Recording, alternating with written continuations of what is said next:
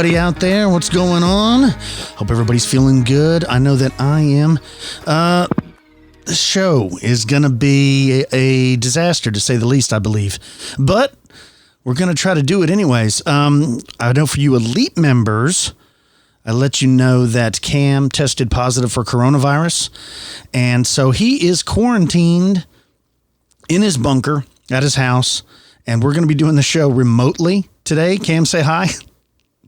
What's going on, everybody? Yeah, he's got the coronavirus. He's the corona kid too now. No, I meet up with the Rona. He has it. His daughter has it. Your wife is clean. Is that correct? Well, she got tested, and they told, it's crazy.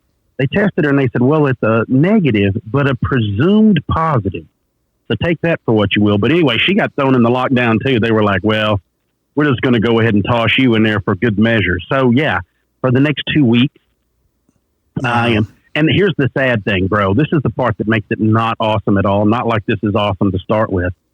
But one of the parts is, so as you get tested, you have to, since we all live here, you pretty much have to go off the one with the most recent test. So even though I might have been tested 3 or 4 days before they were, the last test is the date you get to start your 14 days from.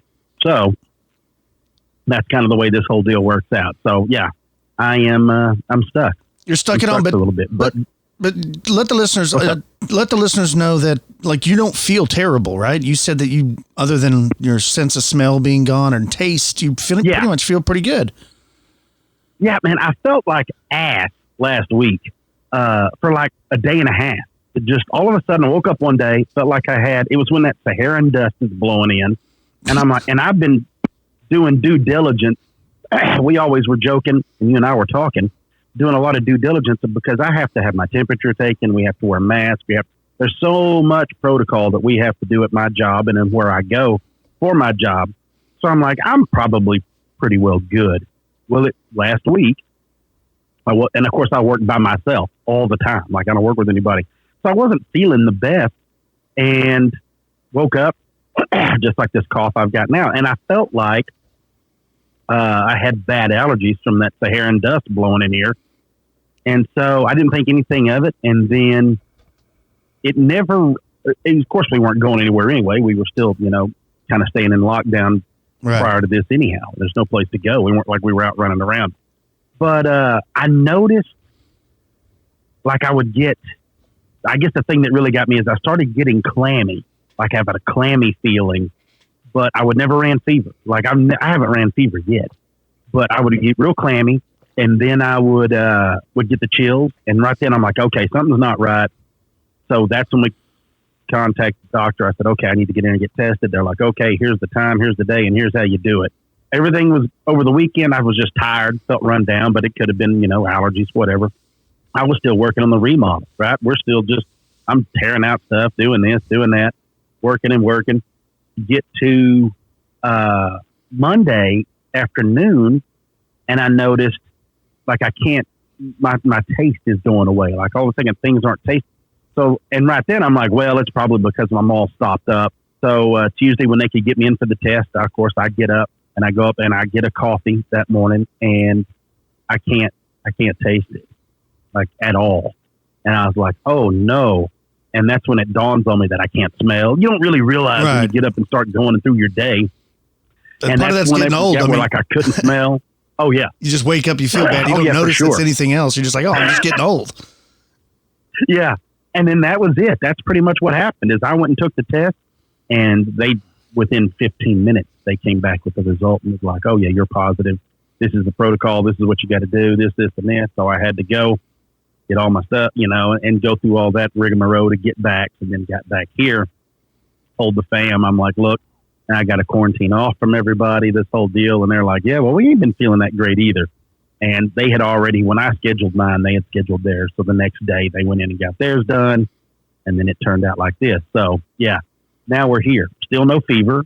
Still don't feel bad. Kind of got a little bit of a cough. I feel tired and can't smell or taste anything. And then that's pretty much my life now for the next 14 days is seeing how this goes, seeing if it hopefully doesn't progress So we'll just see where this thing ends up. But yeah, I don't really want to have to go in there and go through what you went through. So hopefully we dodge that. That's the crazy thing, man. It affects different people differently. And I think if you tested positive just a couple of days ago, that you would have started feeling bad by now. So I think you probably will be okay. Well, that's kind of what my doctor thought. She said the same thing. She said, going off the timeline of when you first noticed you weren't feeling good compared to now and to doing all that, she goes, I don't see it getting worse. But she said there's always a chance, but right. She said pretty much the same thing. It's like, I think this is the way it's going to be. Now, here's something that's pretty wild. We started having issues with it at my office. One of the people I work with came down, tested positive. And instantly everybody was like, put the brakes on, and they ramped it up, even more, kind of keeping an eye out for it. And then throughout the last, I would say 7 or 8 days at my office alone, I think there's 5 or 6, including myself now, that's tested positive, maybe more. We may be over that, maybe upwards of 9. Yeah. Like something like it. It seems like it's in my office now. Yeah, it's because they lifted the restrictions in Texas. So, I mean, I kind of knew that this was coming, or I'm assuming they did too. Oh, yeah. I mean, more people are out, it's going to spread, but we need this herd immunity. So it's kind of a good thing. So I know everybody is sick and tired of hearing about coronavirus, so we're not going to keep talking about it. But no, that's it. In the meantime, got it. That's all I can tell y'all. Right. In the meantime, keep Cam in your prayers, and his daughter and his wife too, if she probably has it as well. But and just really, really pray for me, because I have to live here with those 2 women. Yeah, so no kidding. Right? Really stuck keep at a special home. thought out for me.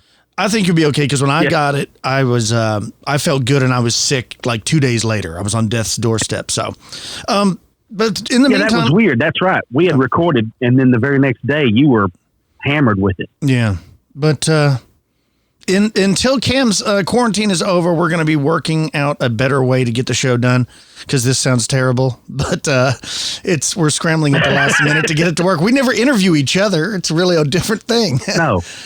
So It's very odd. Right. I'm at my house in my office. The kids and the family are at the water park, which is crazy, right? So the quarantine, everything, but the water parks are open. They could be popping home any minute now. So if you hear a bunch of kids, that's why I'm at the house. Cam's at his house.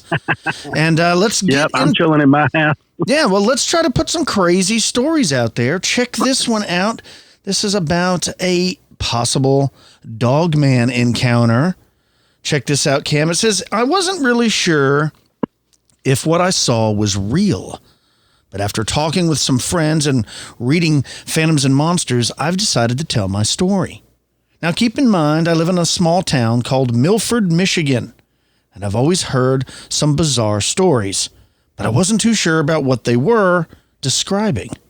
A tall creature that creeps on 4 legs until startled, or entering chase, then proceeds to stand on 2. A tall, dark figure that looks like a dog, I thought. These people must be crazy. Deer can do some weird stuff. My friend recently described a story of an encounter about a year earlier. My friend, let's say Sam, went outside to have a smoke around midnight or 1 a.m. in the morning.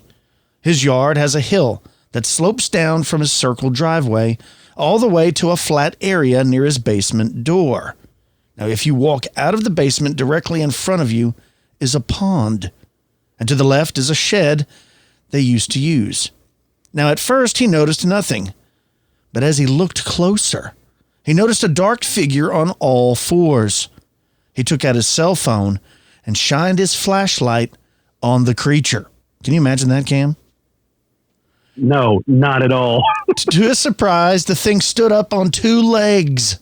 It screeched at him, then ran off into the woods. He told us about this encounter the next morning and took us to the spot where he saw it. Sure enough, there were dog prints. That wasn't really unusual, though, because he lives next to a subdivision, and we've already helped his neighbors find their dogs about 3 times since they moved in. So we shrugged it off. He then brought me into the woods where the creature ran into, and there was clearly a path that something took to get through. As much as my friend Sam tried to convince me, I still thought it was deer until recently. On December 24th, 2014, I went for a drive to go to Walmart to pick up some beer, just to relax and hang out with friends. Everything was perfectly fine. The moon was out, so you could see just a little bit. And there was no snow or rain, just a little dampness on the road from a previous rainfall about an hour beforehand. I was on my way back to my house and driving up a curvy hilled road up to the top of a hill. The only one in the subdivision. I noticed something in my neighbor's yard. Now I see deer in the subdivision all the time, and I've actually hit one on one occasion. So I decided to slow down. This thing was definitely the same size as a deer, so I didn't have any second thoughts. That is, until I got close, and it ran out in front of my car. Now, normally, when deer run in front of your car, they either freeze or run right by, and there are normally 2 or 3 of them. This was a single case, and when it ran across the road, albeit on 4 legs, it didn't run the same as a deer. When it ran, it didn't lift its head. It had it low to the ground and looked like it was sniffing something. It then lifted its head and looked, or more like glared at me, and bolted off to my right, but not before shortly after stopping right out of my view. I could still see the figure standing there, but I couldn't make out what it was. All I could see was it standing on its hind legs and what looked like staring at me. I kept trying to get my eyes to adjust from the bright of my headlights to the dark of the side of the road, but it just wouldn't happen. When I tried to turn my car around so I could shine my headlights at it, it bolted down the hill and into the woods, all while staying on 2 legs. I still remember the face that I saw when the thing glared at me. It looked like a wolf, but it was the size of a buck. That was the scariest moment of my life, and I've never seen anything like that before. I've Googled some information about it, and I found something about the Michigan Dogman, but I don't want to be classified as one of those crazies. I can still see it standing on its hind legs looking at me in the dark. Thanks, Gigi. What do you think of that? I think Gigi better be thankful. Right? I mean... here's what's funny. Is over this weekend, I introduced my wife to the Missing 411 Hunters video. Yeah, I've seen it. And had her... Yeah, okay. And so I had her watch it and all that. And what's funny is her and I were talking, and I was like, some of these places, I go, what if it were Dogman? And then her and I got, of course, talking about Dogman. So that's what the whole idea, too, of, me and you discussing it now was crazy. Is, it's like we said before, they don't ever seem to be the bringer of good news, or like they don't ever seem to be like the hippie version. Like for some reason, everybody wants to act like Bigfoot. Now we do get a few, tales of something, not really evil, just kind of hateful of Bigfoot. But the Dogman always seems to where it's almost like a completely evil entity that's involved with whatever it is. Yeah, I agree with you. Did you notice that towards the end of the 411 Hunters, there's that woman that has like a Glimmerman sighting? Yes. Tries to take it. My favorite thing about that whole little back and forth is whenever she talks about her, of course, her husband is like a beast when it comes to, I forgot what he did actually for years and years and years, but he is a visual, like I think for the government, but I want to say it was like for NASA or something, but he does visual, I guess you saw some type of research into the anything with film and video and photography, just pretty much any and everything. He's one of those guys that color grades the pictures of the moon and erases all the secret bases that are on the surface. That's probably what he does. Yeah, you're right. But what I like what he pointed out about the photograph when people were talking about, well, she did this or she did that when she tried to take a picture of the Glimmerman. And he was like, it doesn't change the fact that the phone itself changed the pixels. Yeah. He's like, you would have to go into the phone and hard rewire the phone in order for it to do what it did. And he was like, it doesn't matter what you change on the outside, the inside, the wiring itself is what made the pixels different. And I was like, dude, that's crazy to think of. Yeah. I always think about these things as maybe that's what we're having with these problems that people have with getting good photos. Is something is going on and it's changing like the hardware itself, something it's done.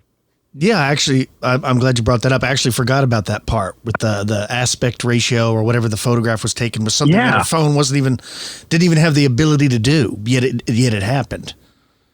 Yes. I know. Well, I have you one here. If we're going to be talking about, I've got one here from Manistee, Michigan, homie. Oh, tell me, please. Of a tall bipedal canine from Manistee. This is what it says. I live in the northwestern side of Michigan in Manistee and continue to live in the same home. I was in my mid-teens when this originally happened. It was at night. My bed was on one wall with a big window on the opposite side. I was on the first floor of the house, but we live on a hill, so it slanted still pretty good, so the window was about 9 foot off the ground. So anyway, I woke up one Saturday night feeling very thirsty. It was about 2 a.m. Everyone else in my family was fast asleep. And I was about to crawl out of bed and run down to the bathroom and get a look, for a drink. And I looked out the window and I froze. At the very bottom of the window, there was a really dark shape. It looked kind of like the top part of a timber wolf's head. It was a big thing with 2 points that looked like ears that sat on top. I couldn't make out any other features. So while I was, scared at first, I just thought it was the reflection of something in my room. Until it moved. You know how a dog twitches their ears and then perks them up when they're trying to hear better? Well, that's exactly what this thing did. The 2 points that I took for ears twitched and then came back into place. And it wasn't a subtle movement at all, so I knew it wasn't just a reflection. And I immediately thought of all the Dogman accounts that I had heard from our area. And I got very scared. And so I did the typical kid thing, and I pulled the covers over my head and went back to sleep without getting my water. Now, in the morning, I went outside by the window and noticed disturbed ground, like a man or something on 2 legs had been standing there. But there were no shoe prints, but what looked like elongated wolf prints. There were no marks on the side of the house. And the thing that really stumps me is wondering how anything would manage to stay up by a window that's 9 foot off the ground in the first place. After all these years, I've caught glimpses of a tall biped canine on 2 occasions. The most recent was just a few weeks ago, as I was in the yard mowing the grass, and I saw it moving through the woods. Now, I'm terrified that this creature may be stalking my family. Has anyone heard of similar encounters in this area? SD. Now, what I would like to add to that is, after you had witnessed something like that, any movement that you may think is out of place or out of the ordinary, you could possibly think was Dogman. So maybe it really wasn't a Dogman that was out there in the woods this most recent time, but it was when they saw it as they saw it as a child. Right, but yeah. Also, too, when you hear these and you hear these tales of Dogman and think about them attaching themselves to a family, it always feels to me almost like a curse or like a shaman or like a medicine man. Something along the lines has taken offense to something that you've done. Like you think of the old gypsy man in Thinner, the Stephen King movie and book. You remember as he runs over the daughter and then he curses them, and it feels like it would have that kind of ring to it. But anyway, there's yet another Dogman tale. Yeah, that's a really good point. The point about the curse or something. I know that there's a lot of, ancient Native American cultures and stuff where they had witches or witch doctors or whatever, and they would curse people or different tribes, that inflicted pain or harm on them. They would, do these rituals where they would, cast a spell or something. I don't know, but yeah, that's a really good theory. I never really thought about it like that. Possibly that person's, maybe that person's distant relative without realizing it. Maybe their great-great-great-grandfather did something terrible to some Native Americans back in the day, and they put a curse on the family, and it's followed them around. They were just unaware of that. I don't know. Well, I think about that a lot whenever you hear these stories of ghosts that follow certain families or bad luck that follows certain families. Was there one person in their lineage, maybe 200 years ago, that actually wronged someone and got the curse put on the family? And they may never know it. And it's one of those things that you may never be able to lift it until you knew what wrong you had done. Right. Yeah, that's a good theory. Which would be awful. That'd be terrible. Ugh. Speaking of terrible, you know that I have a love of spiders. We've talked about it many times on the show. In fact, I was working in this very office right here the other day, and I felt we got a new cat. We got a new kitten. And it, as all little kittens do, they like to run around and bite at your feet and stuff. I'm sitting here typing away, and I felt something brush along my foot or something. So I assumed it was a kitten, but when I looked down, it was like a giant wolf spider had just crawled across my foot without me even knowing it. I was freaked out. I went and purchased a whole bunch of poison and stuff. Now, and new underwear? Yeah. But I had to cut those off. Yeah, my Mac Weldons.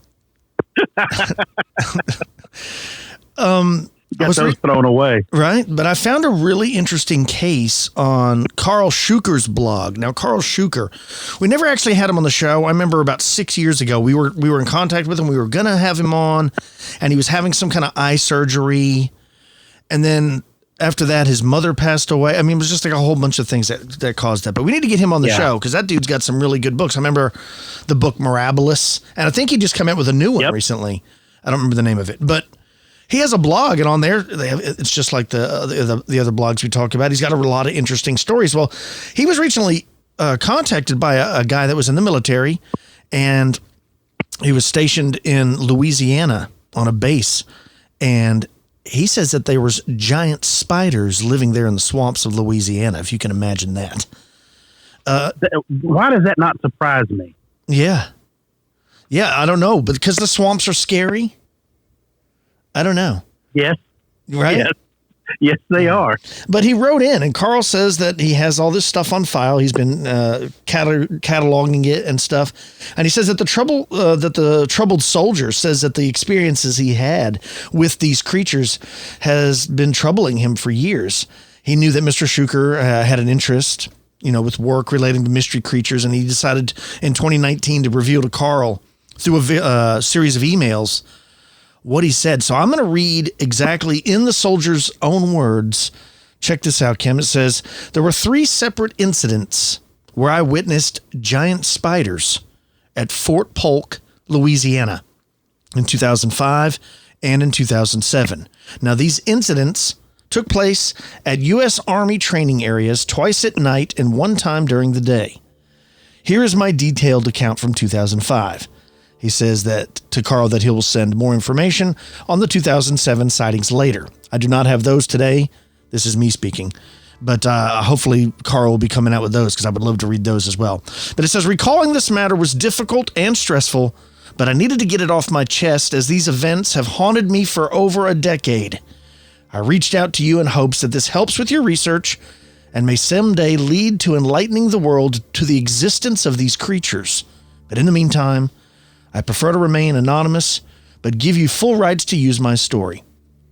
Here it goes. In 2005, I was a U.S. Army soldier stationed at Fort Campbell, Kentucky, with D Company, 1st Battalion, 101st Aviation.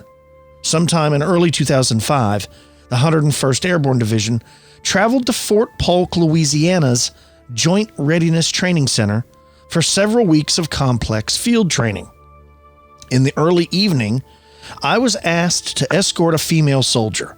For her privacy, I'll call her Sergeant Becky, from our company tents to our motor pool, walking on a dirt road between 2 wooded areas, both of us holding flashlights. She was roughly 5 paces, or 10 to 15 feet, in front of me when she tripped, stumbled down, and started screaming in high-pitched shrieks. As I ran up, checking on her, I saw a large, hairy thing about 4 feet away from her on the wood line at the right side of the road.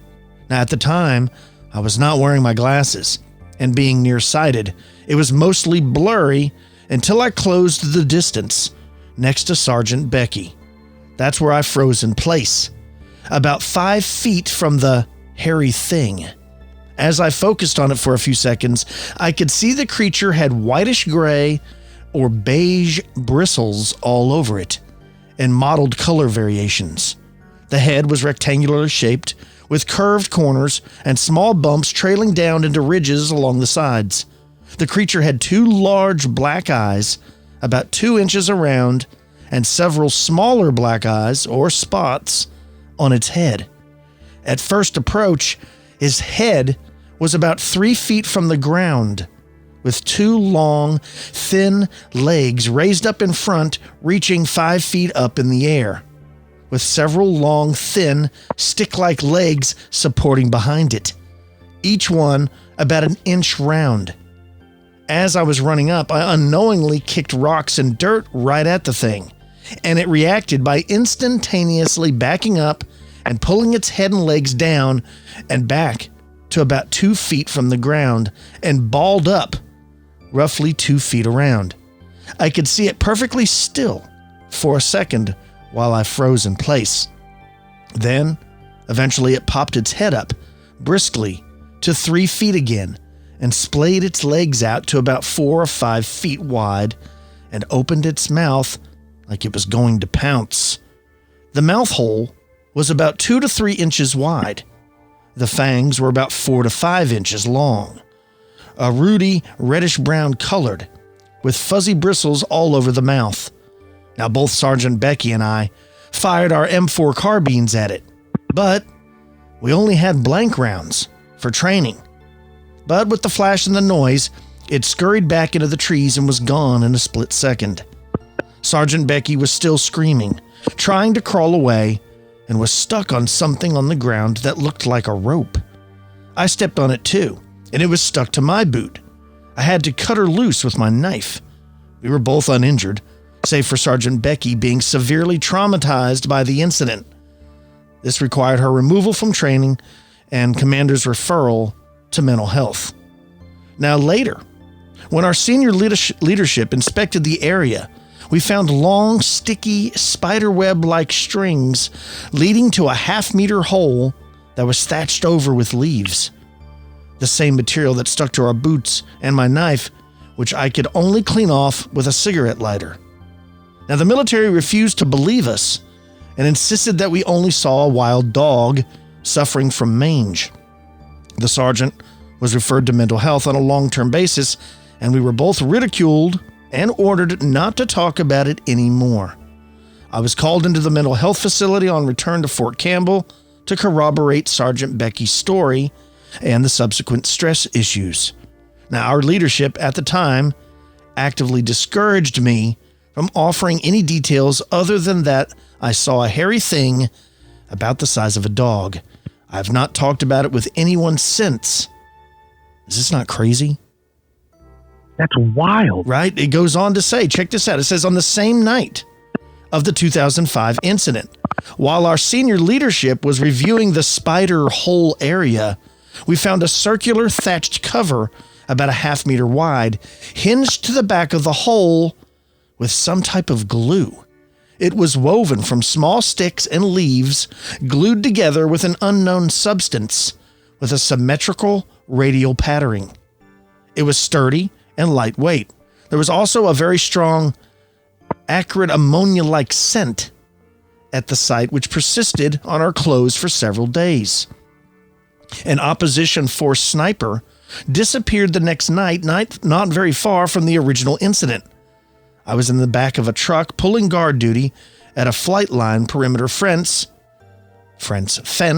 near a heavily wooded area when I caught an opposition force soldier, for privacy I'll call him Sergeant Sam, sneaking up on our position. I tackled Sergeant Sam and held him in place while his teammate was firing at our position from inside the wood line.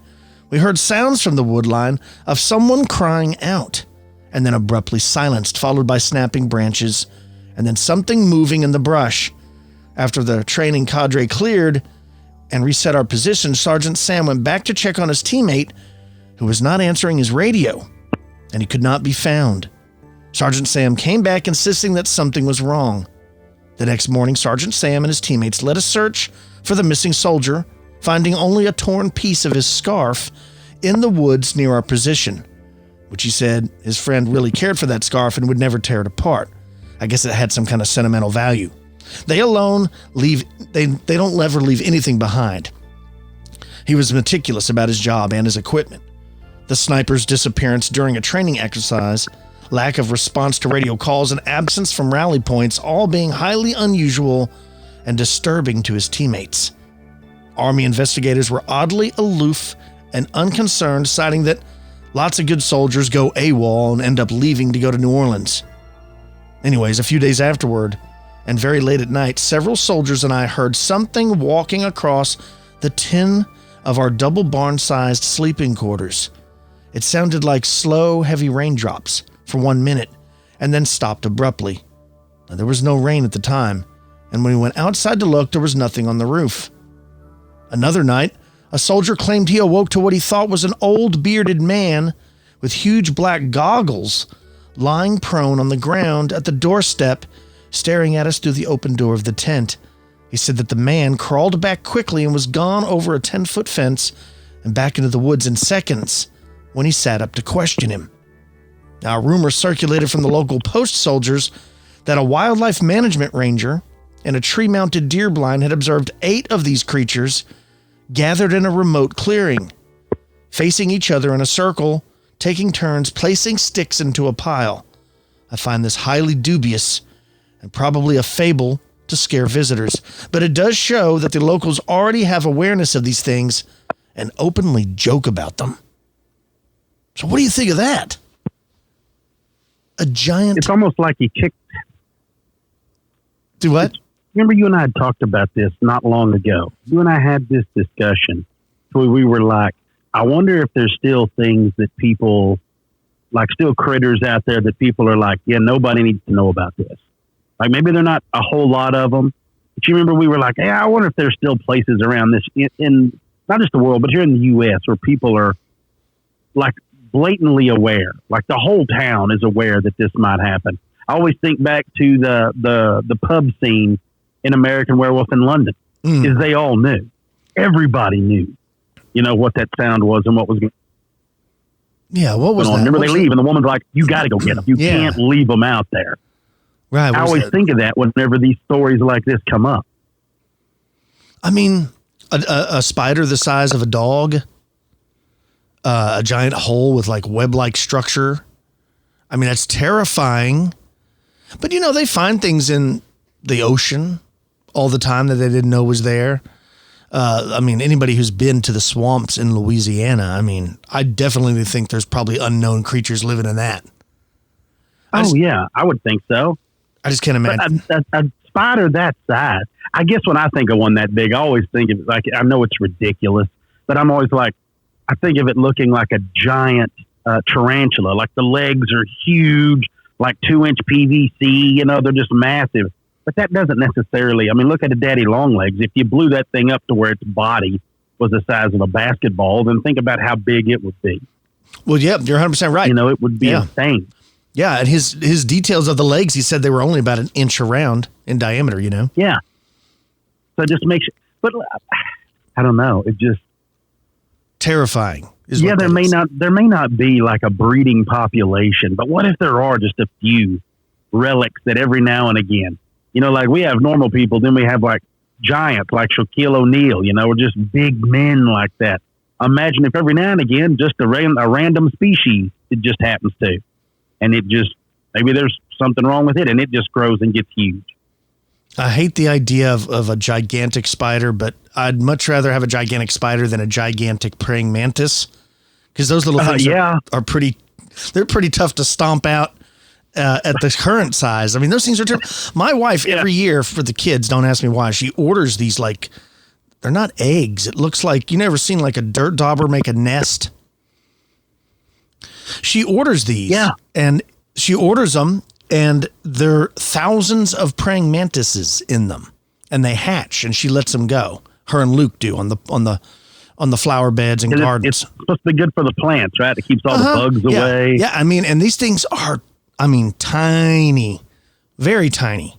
Like I would say half or a quarter of the size of a grain of rice. I mean, they're tiny, but those things grow up and can kill hummingbirds. Yes. My thoughts on something like that is imagine being just a bug living your life down there in your wife's plant and you weren't aware because you hadn't been there that long that there was going to be like a plague of death. And all of a sudden you look up and there's just clouds of young praying mantises coming and you're like, what? Wait, this place was heaven on earth. And then there's just this wave of death makes its way through. Yeah, it would look like Starship Troopers, where those big praying mantis like bugs everywhere. Yeah, it would look like that. Yes, Klendathu. Klendathu was the name of the bug planet. Oh, man. I had forgotten that. Remember, it's shooting that liquid like lava out of its ass, that giant beetle. Yeah, I remember that. I think they made like 3 or 4 more of those, although I've only seen the first one. Yeah, I'm not watching the other ones. The first one's the best one. Just leave it for what it is. The movie wasn't really like that bad. Everything else. When it came out, it really wasn't that bad. The first one's not. Yeah. Well, it was openly corny. Yeah. Like they acknowledged that some of the stuff they were doing was kind of corny. The way they would always do the ads about being a civilian, and then you know, to be like a real citizen, you had to serve in the military to get like your right to vote or something. Yeah. That's probably not a bad idea. Yeah. But there's lots of movies like that, you know, it's kind of spoofy, like Mars Attacks, you know. I like that. And that's a great film. Yeah. Yes. Yeah, Luke loves that. Loves it. I yesterday just finished watching again, because I own it, Big Trouble in Little China.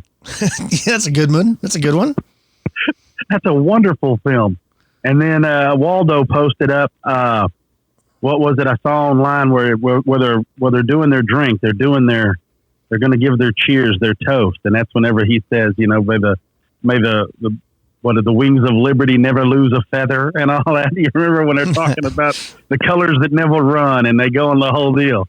You remember they drank the potion. Right. He's like, I see things other people can't see. Yeah. Well, recently HBO they turned it into HBO Max, and I'm telling you, man, they got a lot of good stuff over there. Oh, do they? Oh, yeah. It's got like 10 times the amount of movies that were just on there like a month ago. All kinds of stuff. Oh, wow. It's really good. They're not messing around.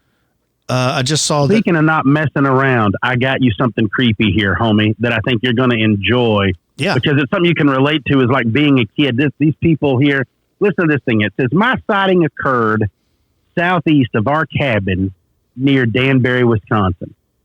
The cryptid was very wolf-like, and it definitely was not a bear. As well as I'm pretty sure wolves don't run upright. So I was 17 at the time, and it was midsummer. We were at our cabin in northwest Wisconsin, and I was with my cousin and grandparents for the weekend, and I had brought my airsoft gear. So my cousin and I are in mid-airsoft battle. I took it more seriously than he, and I was decked out in full BDU woodland camo, including a shema. I retreated into the forest for better tactical advantage. That's where it always goes wrong. So the way our land was set up, there's a trail that cuts around the border of an almost acre of owned forest. Our skirmish took us about 200 meters into the woods, going up the right trail. So I'm a huge outdoorsman.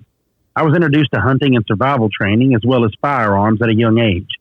I also have been practicing MMA for a few years at that point. Look out, y'all. Tough guy in the woods. Tough guy alert. Tough guy in the woods. That's right. The point is, I'm not easily scared, and I'm comfortable in the wild. I'm now 25 and have had even more training. I respect the wild a lot more now, but I was cocky back then. Anyway, here's where things get strange. Our battle had ended, and we were just standing at the edge of a slightly clearer area of forest and talking. On the other side of the clearing is a hill that goes down to a small pond. Animals are a common sight around there, as it's a watering hole. So now, as any experienced outdoorsman will know, most small animals will go about their business even when humans are around. Birds will still chirp and whatnot. But when a big predator is around, the forest goes dead quiet. So my cousin and I are talking, and I decided to freak him out. So I shushed him and whispered, "We're being watched." And he got quiet. Then I realized that it was dead quiet. Not even the birds were chirping anymore. And then I got that feeling, like that you really are being watched. I went into hunter mode at this point and started scanning the clearing. I went from right to left, then back. On the second look through, I saw it. Its teeth are what gave it away, as they contrasted with the background. Once I focused on it, I noticed a canid appearance in the head. It had dark reddish brown hair or fur. And where it gets even stranger is when it was leaning on a tree with its hands on its front left arm, gripping the tree. It appeared to have claws, and it was panting and staring in our direction with its ears up listening, while kneeling or crouching. I recognized it as a threat, as a predator immediately. Now, this all happened in a span of maybe 10 seconds before I said to my cousin, we have to go. He was a faster runner than me. And when I said that I was still watching the animal, my cousin took off. And when he ran, the animal raised up and ran towards us. It took a good 3 steps on 2 legs before I started to run. As I was turning to run, it appeared to have the possibility of going down on all fours. I got to the fork in the trail to find my cousin waiting. I yelled for him to go, go, go, and we ran back to the cabin. While running out, I could hear it crashing through the woods behind me, but it didn't follow beyond the tree line. At the time, I thought it had had the intention rather to do harm. But now that I look back on it, I think it was just being either territorial or a bluff charge. Most animals can easily outrun humans on foot. If it really wanted one of us, it would have gotten us. I have tried to explain it away as being a bear or a big wolf, but what I saw just never adds up. It just wasn't a known animal, and I'm still stumped by it today. I was recently added to a group of people who have had similar sightings.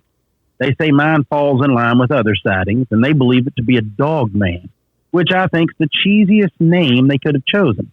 But I admit that what I saw is very similar, if not the same, as what these others have claimed to see. I have different theories regarding the creature, though. I am normally very skeptical. However, I know that what I saw was not normal, and I am less skeptical than I used to be now. I'm still nervous about the forest. I don't go into the woods alone or unarmed anymore. I'm not scared of any man, but I certainly don't want anything to do with anything that looks like a werewolf again. And by the way, all of this happened in broad daylight. T. So there you go. Tough guy T. Yeah. Sees yeah. I don't hear him throwing no like axe kicking Dogman in the face. Yeah. Dogman was running. He was taking off in his tap out shorts. Yeah, this guy thinks he's very, very full of himself. I'm very high up on himself. He's not afraid of he's not afraid of any man. He does MMA. Yet he's a 25-year-old in the woods. Survival. He's a 25-year-old male in the woods with an airsoft gun. That would be. No, he was 17 at the time. Oh, my bad. Okay. All right. You're already being hateful. I'll cut him some slack on that. I mean, but can you imagine seeing a werewolf and you got an airsoft gun? That'd be like you and me hunting in the woods. A grizzly bear show up, and the only bow and arrows we got are the ones with suction cups on the end. That's right. You know what I mean? What are you gonna do? Yeah. You got to trip one another up. It looks like Laurel and Hardy trying to get out of the woods. You know, in all honesty, though, it very easily could have been a bear from what he saw. I think. I mean, he just doesn't seem to think so. You know, the way he said it was staring there, grasping the tree and staring at him. But I guess it could be. It could. My thing is I haven't been around bears enough. Like, I think when you grow up around them, it's just like us growing up around a coyote or anything else around here. Is you see it all the time, or like pigs. But I think if you weren't, like for me, I mean, if I was to see something in the woods, I could easily mistake a bear for some other kind of creature, I'm sure. Oh, yeah. All I know about bears is like they like donuts. They like honey. Yeah. Yeah. Actually, that's true. You know, like I don't think the bears are actually eating the honey. I think they're going after the larva, the bee larva that's in the hive. There's more nutrients in that or something I heard. That's your story. Yeah. I think they like the honey. I don't know. I like honey. I don't know anything about bears, though. Although I would probably like to see them from the comforts of, like, I don't know, a helicopter. The comforts of YouTube. That's a good place to watch bear. The comforts of my drone. Yeah, exactly. That's a good place to watch bear. A good place to see them are like on Instagram. You don't want those things around you. Yeah, right. Yeah, I can go on the Disney Channel and I can go to the Nat Geo section and I can watch all kinds of videos about bear. I really don't want to be in a stream next to a bunch of grizzlies feeding off salmon. Well, you're out there fly fishing, you look up and one of them's about to push you out into a sandbank. Oh, they won't mess with you. That's what the people tell you. And you're like, I don't know. I saw the bears are real cool till they're not. Yeah, right. That's how they work. Oh, what do they always say? Just play dead as the thing's eating you. Yeah, you don't have to play for long. Yeah. That's the best thing about it. Oh, man. Well, that is... Yeah. crazy. Some crazy stories. And I have to agree with the guy. The Dogman is a pretty lame name as far as, cryptid sounding names go. But it fits. It does fit. And I know why people do it, because they don't want to call the thing a werewolf. They just don't. Even though it's got the description of exactly a werewolf, they don't want to call it that. So people will give it names like a Dogman, or it was a skinwalker, or what, upright Let me canine. ask you something with that. Yeah, sure. Do you think that they stick with, like, if you were to call it a werewolf, wouldn't that infer that it has a human side, that it has to change into this wolf? Yes. Whereas the Dogman, they never see it change. So the Dogman would make you think like it's just a Dogman. Yeah, it's always in that form of just hatefulness. Right.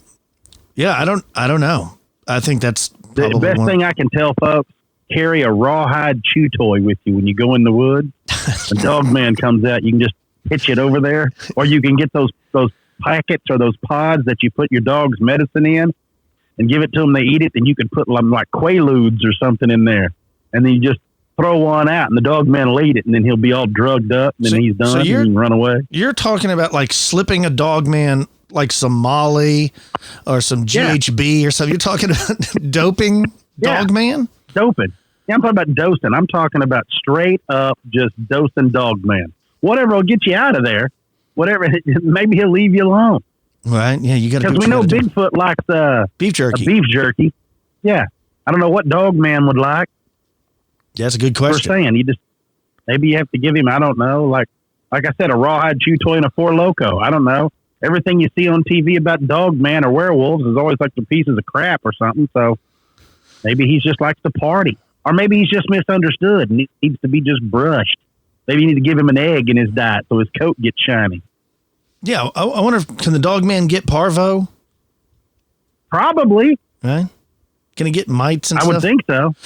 Please? How come you never see a Dogman with like a bald spot where he's been scratching his back on a tree? Right. I'll tell you what I'd like to believe.